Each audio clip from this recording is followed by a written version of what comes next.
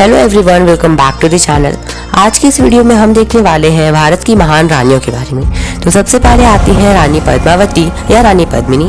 इनका जन्म हुआ था 13वीं शताब्दी में। इनके पिता का नाम था गंधर्व सेन और माता का नाम था चंपावती। ये सिंहला साम्राज्य में रहती थी जो अब श्रीलंका में है। इनका विवाह हुआ था चित्तौड़गढ़ के महाराज राजा रतन रावल सिंह जी से। ये बहुत ज़्यादा खूबसूरत थी, इसीलिए इन्हें प्राप्त करने के लिए दिल्ली के सुल्तान अलाउद्दीन खिलजी ने चित्तौड़गढ़ पर हमला किया था, जिसमें महाराजा रतन रावल सिंह जी की मृत्यु हो गई थी। ताकि अलाउद्दीन खिलजी रानी को प्राप्त न कर सके, इसीलिए रानी पद्मावती ने यह फैसला किया कि वो जौहर करेंगी और अलाउद्दीन खिलजी उन्हें प्राप्त न कर सके। इनके बाद अगली आती हैं रानी अहिल्याबाई होलकर। तो अहिल्याबाई होलकर का जन्म हुआ था 31 मई 1725 में महाराष्ट्र के चौंडी गांव में, जो अहमदनगर में स्थित है।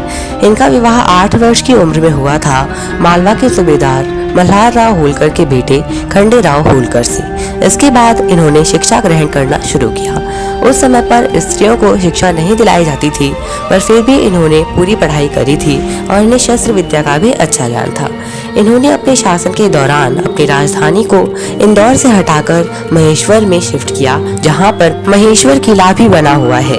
इन्होंने फिर महेश्वरी वस्त्र उद्योग की भी स्थापना करी थी, जिसमें महेश्वरी साड़ियां बनाई जाती थी। इन्होंने महेश्वरी वस्त्र उद्योग की स्थापना करी थी स्त्रियों को सशक्त करने के लिए। पुराने समय पर विधवा पुनर्विवाह का भी प्रचलन नहीं था, पर अहिल्याबाई होलकर ने ही एक विधवा का विवाह कराने के बाद विधवा पुनर्विवाह को शुरू किया था। इसके बाद अहिल्याबाई होलकर के जो पति थे वो 1754 में एक मुहिम में गए थे, कुम्हेर के किले की मुहिम में, जहां के राजा जाट सूरजमल ने उनके ऊपर तोप से हमला करवा दिया था, जिसमें उनकी मृत्यु हो गई थी।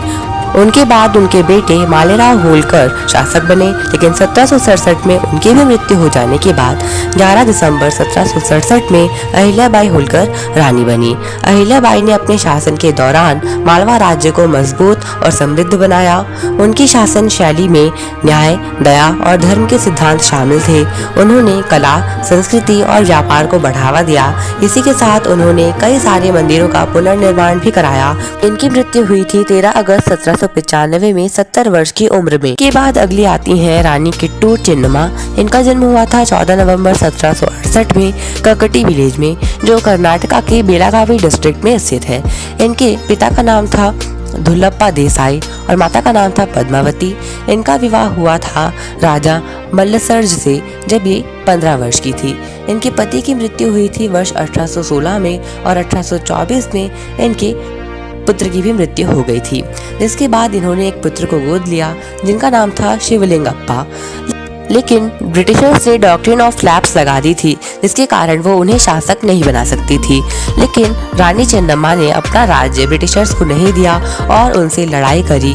इसके बाद 21 फरवरी 1829 में उनकी मृत्यु हो गई। इनके बाद अगली आती हैं रानी लक्ष्मीबाई। तो इनका जन्म हुआ था 19 नवंबर 1828 को वाराणसी में। इनका नाम पहले मणिकर्णिका था। इनको तलवारबाजी बहुत अच्छे से आती थी। इनका विवाह हुआ था झांसी के महाराज गंगाधर राव नेवलकर से। इन्होंने इन्हें लक्ष्मीबाई नाम दिया था। फिर इनका एक पुत्र हुआ जिसका नाम दामोदर राव था, लेकिन 4 महीने बाद ही उसकी मृत्यु हो गई। फिर इन्होंने एक बालक को गोद लिया जिसका नाम आनंद राव था। महाराज की मृत्यु होने के बाद डॉक्ट्रिन ऑफ लैप्स की वजह से आनंद राव को राजा नहीं बनाया गया और ब्रिटिशर्स ने इनसे झांसी मांगी। तब इन्होंने ब्रिटिशर्स से कहा, मैं अपनी झांसी नहीं दूंगी। इसके बाद 1857 का संग्राम शुरू हुआ और 1858 में झांसी की रानी लक्ष्मीबाई की मृत्यु 30 वर्ष की उम्र में हुई।